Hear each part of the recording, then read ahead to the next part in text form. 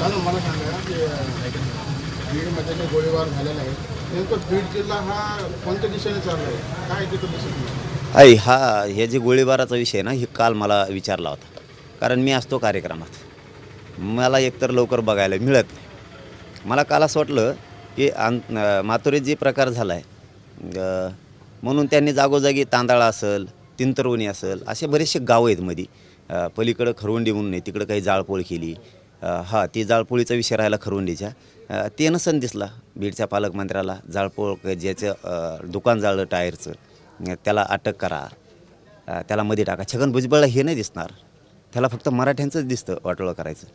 तर ते सुद्धा ताबडतोब आरोपी ज्यांनी ते दुकानं पेटून दिले. माथुरे गावात काही घरं फुटलेत, काही हॉटेल फुटलेत. तिथंसुद्धा खूप नासधूस करण्यात आली. ते आरोपीला नाही अटक करायचं. ते तर 500-700 जणं होती जणू. मग त्या 500-700 जणांवर पालकमंत्री बीडचा करणार आहे का गुन्हे?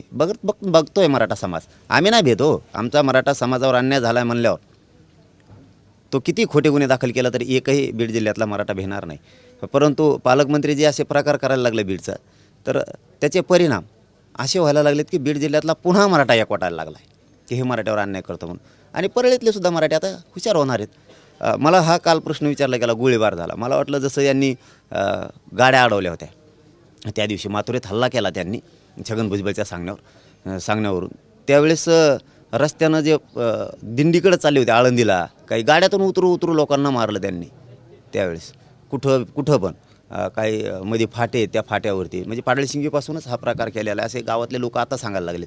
तिथंसुद्धा बीडच्या एसपीने कारवाई करायला पाहिजे. ते उचलायला पाहिजे सगळे, एक बी नाही ठेवायला पाहिजे त्यातला. ते आलेले जेवढे मोटरसायकली रॅली घेऊन आले ते सुद्धा उचलायला पाहिजेत. मला असं वाटलं ते गोळीबाराचं विचारलं तसंच त्यांनी तिकडं गोळीबार केला काय की ते काहीतरी वाद आहे वैयक्तिक, त्याच्यामुळं मला काय त्याच्यात बोलायची गरज नाही. ती वैयक्तिक त्यांचं काहीतरी. मला असं वाटलं होतं की ही जे हल्ला झाला आहे याच्यामुळं तिथल्या पालकमंत्री किंवा काय कोण जातीवादी असतील त्यांनी ते केला होता गोळीबार, असं मला काल वाटलं. परंतु ते त्यांचं काहीतरी वैयक्तिक, त्यामुळं आम्हाला त्या गोळीबारात बोलण्याची काही गरज नाही.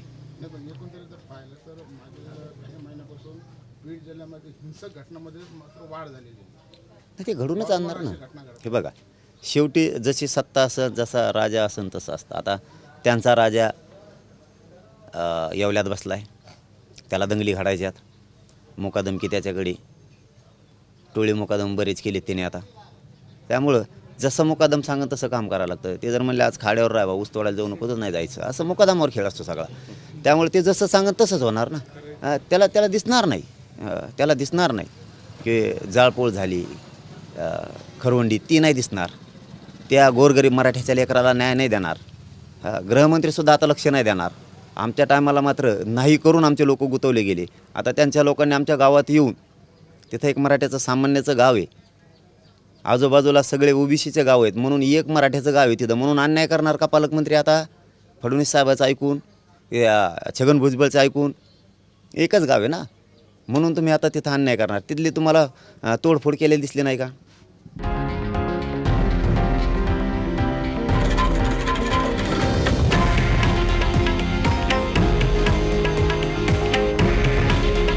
हे आहे देशातील नंबर 1 न्यूज नेटवर्क आणि आपण पाहत आहात TV9 मराठी.